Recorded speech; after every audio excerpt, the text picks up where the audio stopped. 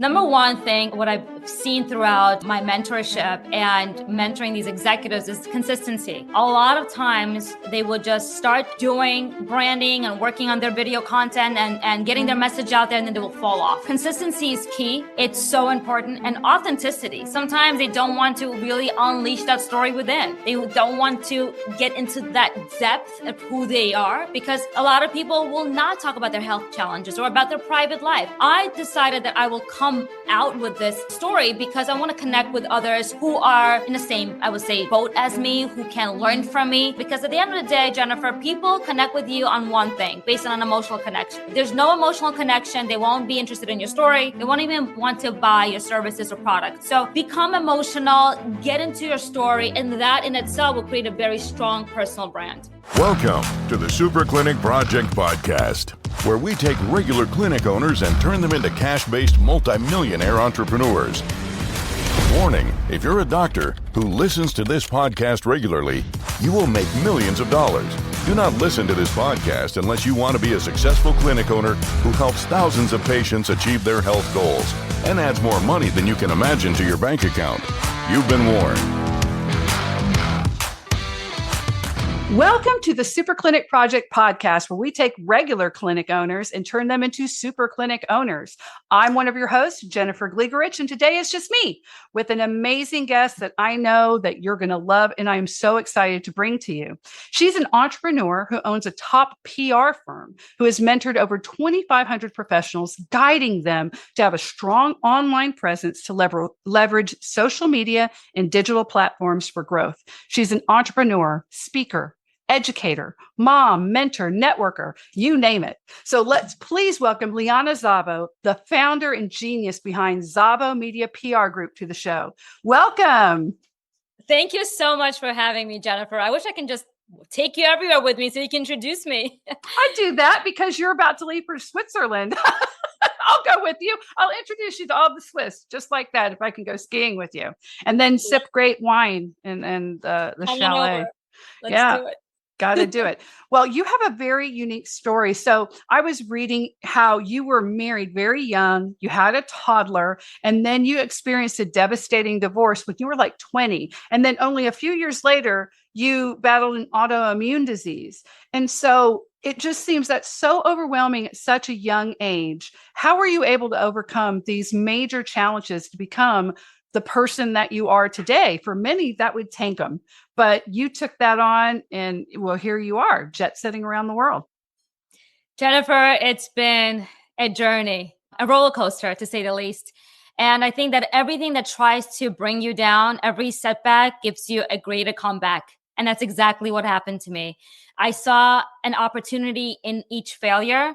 I would say that, yes, getting divorced can be a failure to so many, but there's also an opportunity of finding yourself. A piece of you dies, but I found myself, and I had reinvented myself in so many ways that where I'll never be able to get that chance if I were to be still married. So I think that there's a beauty in everything, and I found that beauty. And even when I got my autoimmune disease at 25 years old, because of all my stress, because I juggled so much as a single mom, and I was not someone just who would be a slacker. I went after my dreams and aspirations, and I'm so ambitious. And I think that that's what really added to my burnout. And a burnout causes an autoimmune disease and inflammation. And so even that in itself, I learned so much about holistic methods of how to overcome and treat yourself holistically and not fall into the hands of doctors. I'm not saying that all doctors don't know what they're doing, but who I went to, they would just suppress my, I would say, symptoms with just cortisone shots. And when I started going to the right doctors, that's when I saw a big change and shift in my mindset. It all stems from the mindset. So when I started to change my mindset, Jennifer, that's when it actually happened for me and not to me. I love that, because the doctors we work with over 1,000 clinics in the US and Canada, and we work with functional medicine, chiropractors, decompressionists, people who are working with hormones, people who do stem cells, a lot of things that insurance doesn't want to work to, because they actually get people well.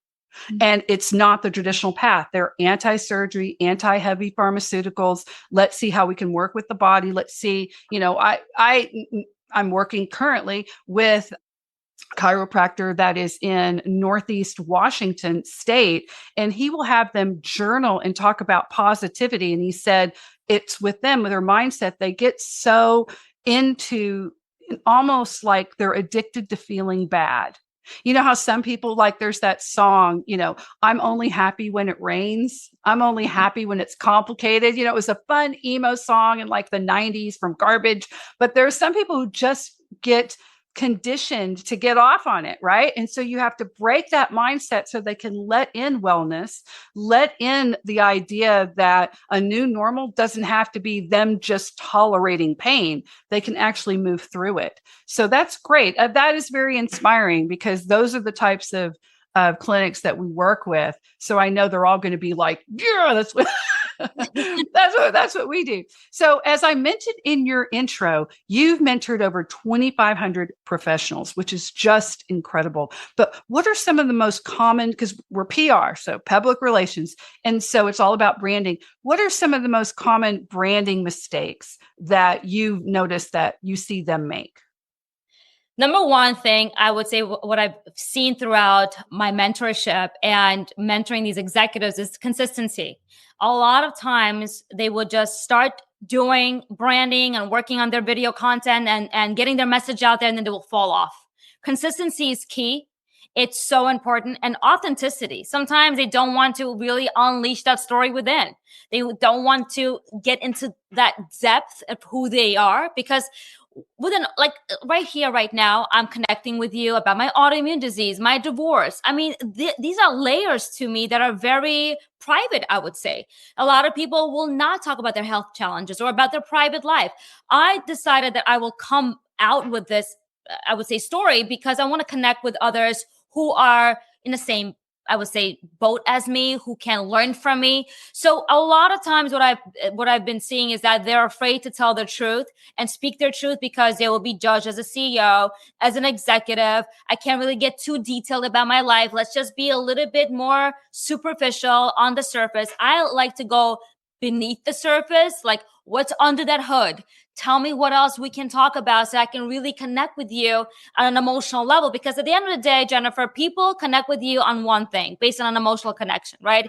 If there's no emotional connection, they won't be interested in your story. They won't even want to buy your services or products. So become emotional, get into your story, and that in itself will create a very strong personal brand. That's really interesting that you say that. I've noticed that too, especially with doctors. It's like, no, I have to project myself as this all-knowing expert who is perfect in some ways. Like, I don't get sick either. I'm super duper healthy. That's why you want to go with me. And really, it's the opposite of that. We're all humans, and the more you can get that human experience out to them, the more you'll attract the people to you that you can probably help the most. It's all about, repelling the people who aren't going to get it, and attracting the people who are. So I think that that's very powerful. I had more than one, but we've had a couple of doctors who were very self-conscious about, we do a lot of, videos, because advertising is video now. You have to be able to put yourself out there. So part of the accelerator we take them through is get us more ad creatives. We give them all the, here's some scripts, here's some examples, but you have to be you. And there have been a lot, male and female. I don't like the way I look on camera. I don't think I'm either overweight, or I think I'll look too old, or I feel like I don't like how way my teeth are. I don't like this. And whenever we could break them out of that and say, just do it, then all of a sudden they're like, oh, whatever fear it was, I tried to find out, well, what are you afraid is going to happen? And then you can get the core of those limiting beliefs. What do you think are some of those limiting beliefs that you feel that they need to push through when they're worried about themselves like that? I'm not good enough. Self-sabotaging moments, that perfectionism. I need to reach that. There is no perfectionism. You're always going to find a flaw, right? For me, it's performance over perfectionism. I know that I have to always evolve in my brand, and there's no doubt about it. I mean, I'll look at this video a week from today, be like, oh, I'm doing much better. I tweaked this. So look at yourself and give constructive criticism, but don't be hard on yourself to say, you know what, I see way too many flaws. I'm not going to move on, move forward with this. And that's going to really hinder your growth, right? And so if you're really taking your brand seriously and if you really want to invest in yourself, you can't look at the small details. You have to look at the bigger picture. What are you doing? What is the impact you're trying to bring on, right? What value are you bringing to your audience? At the end of the day, Jennifer, it's not about you. It's not about me. It's about what value we're bringing to the audience and how we're making this major impact, right? So that they can find value in what we're saying, so they can resonate and find relevance in it. Yeah. And you've been around, Liana, well before. So, I mean, I wouldn't say well before. I mean, you're still very young, but you have seen changes in the industry, like the rise of social media, the rise of more digital platforms. Our marketplace, our town square, we just don't go to the middle of the square and people are just hawking their wares. Then we go back to our little village house. Now there's a lot more noise and you have to get through it. So tell me, how have you seen it change? And how do you feel is what's most effective now? So number one, how did you see it change? And two, what do you feel are very effective ways to get to your client base? So I'll tell you the truth. I sucked at social media. I was horrible. I mean, I did not understand social media up until COVID hit, to be honest with you. I did everything at my restaurant. We had a restaurant on the Upper East Side in Manhattan. I recorded out of it. All my guests came there, my clients, like my meetings were held there. Social media was okay. Like we posted what we ate. Nobody cared about value. Like right now we're in this whole new culture of bringing value to your audience. Are you a thought leader? What are you bringing forth as a founder so that you can make an impact, as I said before, and bring those insights? And so what I've seen now more than ever is video content. And 89% of founders are aligned with brand videos. When, in order for you to be aligned, they will connect with you only if you have branding of some sort through video content. So 89% is a big statistic, right? And so you can only imagine if you don't have video content. And I've seen that before, right? 2019, 2018, I've seen a little bit of video. Yes, YouTube was heavily into videos, not so much Facebook, not so much Instagram, but I think since COVID, everything has changed drastically. It became more personal. We want to be more personal with you. So social media became more personal. Before it used to be, oh, this is what I ate. That's not really as personal. Now we want to hear your voice. We want to see your face. We want you to actually talk about your unique qualities, your experiences, your personality, your soft skills, right? What sets you apart. So that's what I've seen. And I had to really hone in and double down on social media myself. It's an art of its own. What works, what doesn't work, right? So communication has to be cohesive as well. So as a publicist, I make sure that LinkedIn communication, for me, the most important social media platform is LinkedIn.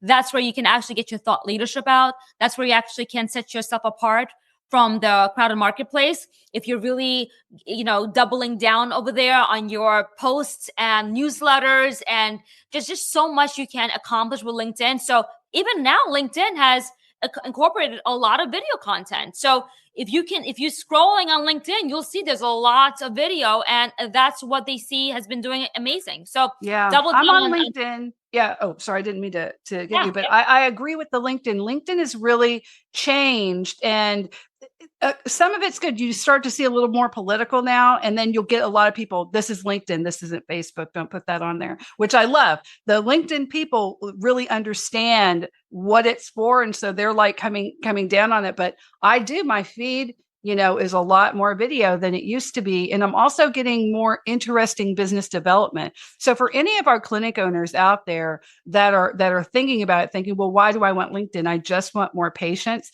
You'd be amazed of how powerful that can be for you in other areas, developing other ways to get income that still are part of your core offer. You don't want to have a very complicated business, but you can get other people into that business. And Liana, I know, can tell you more about that, especially since she's a LinkedIn branding expert. for other clients who are hesitant to put themselves out there, they're like, but I'm a doctor. I'm not really into social media. For them, there might be stuck in, when I think of social media, I think about having to TikTok dance. That got such negative backlash, especially in the healthcare industry. All those TikTok dancing when everybody's supposed to be, like, how do we have time to even do this? And there was such a terrible backlash against it. And so now there is this wall up. How would you guide someone to get past that wall? Well, look, every social media has its audience.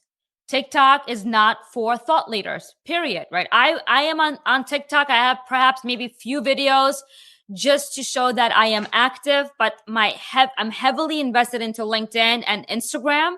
That's my thought leadership. So I lead with that. Pick what really works for you, right? You don't need to conquer all of social media. Positioning is key here. We want to position you as a number one authority in your industry. You obviously don't want to sound like someone else. You want to be different. And the only way for you to be different is to position yourself as a thought leader. So I turn leaders into thought leaders. And the way to do it is to position you with a very strong, compelling narrative, right? So just understand that statistically proven 46% of people, professionals who have a compelling narrative get more career opportunities in all respects. Speaking opportunities, if you think about it, I'm sure that a lot of doctors want to speak at conferences. They want to be an executive, right? You want to have that the C-suite executive feeling. And the only way to get that, if you have a compelling narrative, and that is your positioning. How are you positioning yourself and your credibility source, right? If I Google you right now, what shows up, right? You need to have a very strong online reputation, because 82% of people will Google you before stepping foot in your location, signing a contract, or even calling you. So just imagine that they will Google you to see what shows up, your credibility, and if it's even worth their time. So set yourself apart by at least positioning yourself first. Get in front of, if you're not good with video and it's fine, perhaps start a newsletter. Maybe start writing about something that you're interested in, or, something that you find interesting to your audience, the impact you're making. And then you can transition to other things, or hire a publicist, a PR firm will help you all that. Yeah. I mean, because really, when we take someone through it, one of the first things we do is to go through an actual marketing strategy. What's your strategy? What are you trying to accomplish? It can't be, well, I just want more patients because I want more money. The strategy would be like, what's your purpose? What's your promise in the marketplace?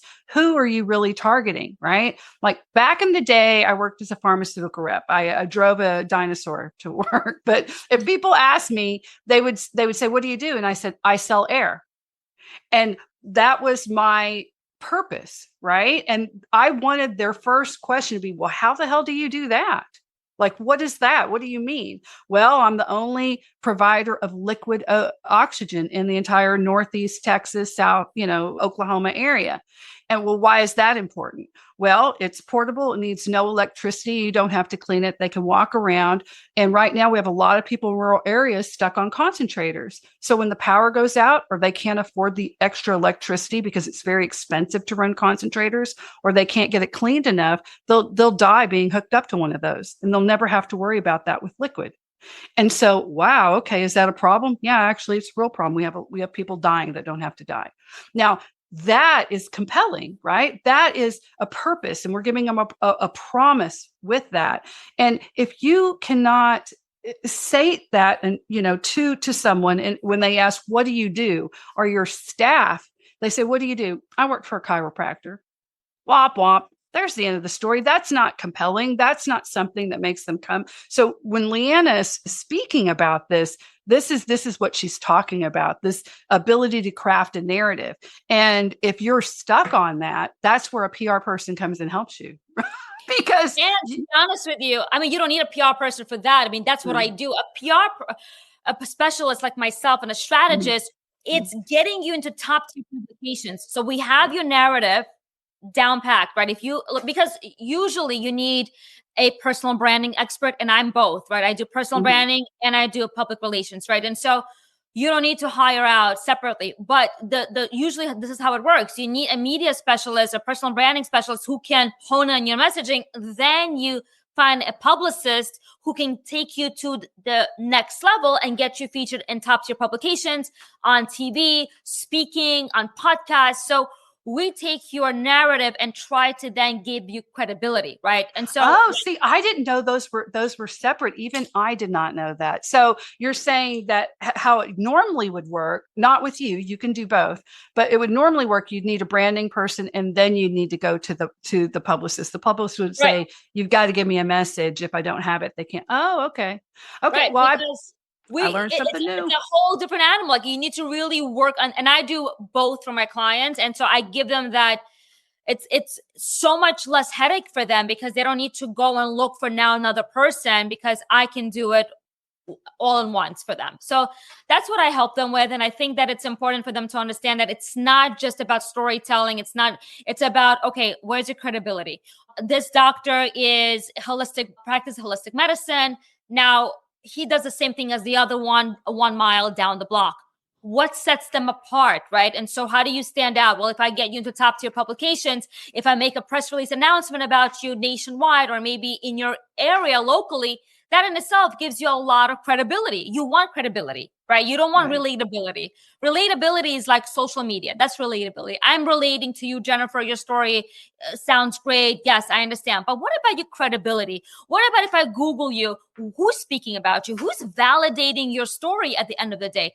That's what I do. That's my expertise. I validate your story through my foster relationships, which I have all these journalists in my Rolodex and then all these publications.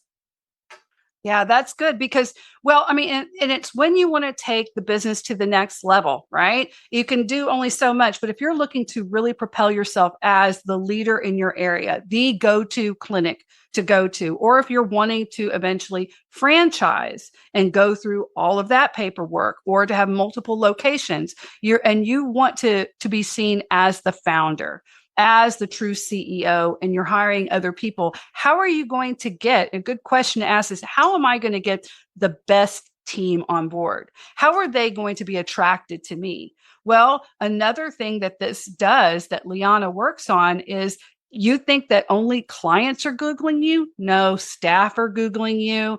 Partners are Googling you. There are vendors, investors, and other vendors. Everyone is looking for that. And they'll be like, look at this guy. This guy was mentioned here, here, and here, or this lady. Let's go and talk to them. Maybe we can be a partner for them. All of a sudden, the world starts to open up. And instead of you reaching out all the time, having to do all this work, suddenly you start getting incoming calls. And that makes the world a different place. Can you tell me about any clients you've seen that work, if you've had any in the healthcare space, or it doesn't have to be in healthcare, where all of a sudden they're like, I got a call this week, where you know that was because of a channel you put them on?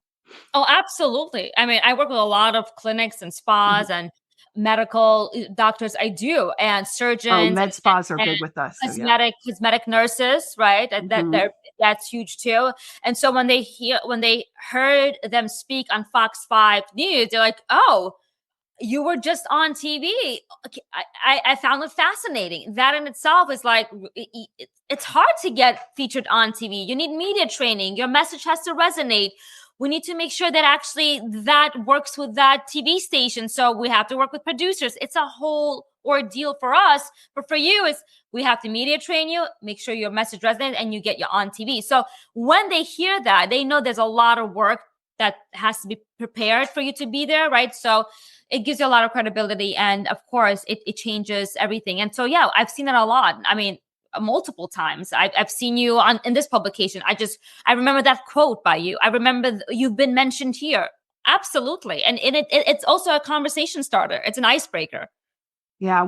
You could say, oh, when I was interviewed by, like, here's a local Houston person, Dominique Saxa.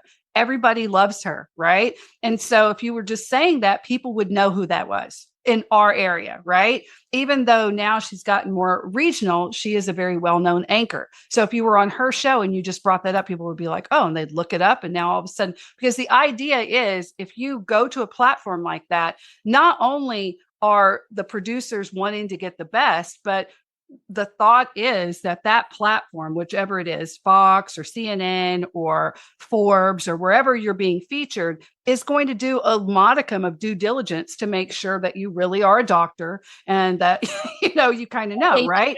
It's all about fact checking. Absolutely. And it's your social proof, Jennifer. At the end of the day, what is your social proof? Like on the website, if you see a lot of times they have as seen on, that's your social proof. Where have you been seen? Who's talking about you? So you need that social proof on your website, especially so people can say, okay, well, this one has been featured in Forbes, for example, or been featured in Fox News, but this one has never been featured anywhere. So the credibility really is with this professional instead. So I would rather go with this professional. Yes, I'll pay a little more because I know that this professional has invested more into their career, into their expertise, as opposed to another professional. So I would choose who has been actually more credible than the other one. Well, yeah, because if you're talking about people who are in pain or people who want someone to work on their physical features, you don't want to just put that in the hands of anyone. You want someone that you feel is more trustworthy. And that's a big thing. It's not just building value with that client, but also you're establishing trust. Because now, if you've been on all these different stations, all these different editors have asked your PR team, well, give us their background. Well, let's look them up. Let's fact check and vet them before they get on it. So the more you run, that's the more that you've been vetted by independent other sources as well. And so it adds layers of trust where if you've never done that, you may not have that, and it won't be perceived as that in the public. Thinking about your career path. So we'll have people who are probably going, man, how do I make this change? This seems great, but it seems like this is going to change the trajectory of what I'm on. I know I want more. I know this sounds like it's a legitimate way to get me to the next level. Maybe they do want to have other locations and pull themselves out and be seen more as a founder. Can you share for you personally that pivotal moment or experience that shaped your career path and why you decided to make the jumps and the hoops and the work that you did to get you where you are today? Yeah, I was recognized by a woman, actually. So I used to own a styling concierge firm. And so storytelling to me was something I always did because from a young age, my grandmother was a journalist in Russia. So being that she was a political journalist, I've always was raised with storytelling in my house, how she has uplifted personalities and inspired audiences. And so my pivotal moment, my aha moment was when I was recognized by this incredible woman who saw the way I made others feel. And remember, your brand is how you make others feel, right? That is what's going to be remembered. It's not what you say, but it's how you make them feel. And so when she saw the way I make others feel when I style them, she says, look, I want you to become my visionary for my company. And she had a skincare line. And so she introduced me to her PR company. And mind you, Jennifer, I was rejected from 5 PR companies. I was literally, I was not hired by any of them because I was missing the biggest thing, right? Where is your college degree? Nobody cares about your soft skills, as I mentioned before. Nobody cares if you are a go-getter, ambitious, you have great energy, you are a storyteller. Like those are soft skills, right? How you engage with others. And so she introduced me to her PR firm. And at the time, my family was opening up our restaurant on the Upper East Side of Manhattan. And so when I started representing my client, she said, look, she's my consultant. Everything goes through her. I'm not going to come into this office. I live in Romania. She's going to be running everything in New York. And so I told him this, look, I have a lot of clients. And so that's soft skills right here. I know how to negotiate. I know how to leverage. I will bring you a lot of my clients and I have a great network of people. So what I want from you, I give him an ultimatum. I need to learn the ropes of PR because yes, I'll be transparent. I'm going to have a PR agency, a PR firm, boutique firm in the next 2 years.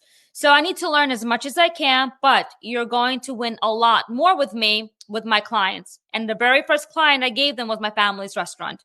And so that's how we started, that they agreed to it. And it was an amazing journey. I learned everything. They got my clients. And then I told them, well, thank you so much. Now I'm off on my own and I know exactly what I need to do. And still, I hired mentors along the way. But that was my aha moment where someone believed in me when I was hoping someone can see me for who I am and not because of a piece of paper saying that, yes, I have my bachelor's or my master's, which means nothing because not everyone has the grit and the ambition to run a company, right? You need to have this delusional mindset that you can do it. And I have a delusional mindset. Like, I love that. A delusional mindset. Yes. That's And the what you fact gotta that I'm have. in 12 countries, that's more delusional than ever. I Yeah. always said I'm going to be global, but, it just took me time. And now I'm in 12 countries. So I'm very, very happy about that. And I'm excited for you. And we're already at the end. So guys, we have been talking to Liana Zavo, and she is with Zavo Media PR Group. And as a great freebie, we are going to have the link, and you're going to get to just go to our school group, go right to our website. You can go right into that. And that link is going to take you to her PR training or media training boot camp. So you'll get right into there. But Liana, can you give us your website? So they know how to reach you online. Yep. It's ZavoMediaPR.com. Great. That's wonderful. Okay. So you heard it right from her, Liana Zavo. And again, we're with Super Clinic Project Podcast. Just go to superclinicproject.com. You can like, follow, share. You can leave us a comment and we can play it on air if you want. If you have a question for any of our guests, you can just leave that recording there and we'll send it on to our guests and they can respond right to you. So just let us know. Be sure to give us a 5-star review. That's how more people see us. And thank you again. And thank you, Liana, for being here today. Thank you, Jennifer. This was exciting.